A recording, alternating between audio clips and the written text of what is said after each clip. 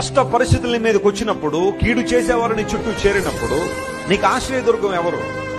నీకు నిజమైన ఆశ్రయం ఎవరు? కీర్తనకారుడు అంటాడు, దేవుడు మనకు ఆశ్రయమును దుర్గమై ఉన్నాడు, ఆపత్కాలమందు ఆయన నమ్ముకొనదగిన సహాయకుడు. నమ్ముకొనదగిన సహాయకుడా? అమ్మేసుకునే సహాయకుడు. ఆయన నమ్ముకునే సహాయకుడు. నీ ఇబ్బందుల్లో, నీ కష్టాల్లో, నీ ప్రతికూలతల్లో నిన్ను ఇబ్బందులు పెట్టేవాళ్ళు కొంతమంది ఉంటారేమో.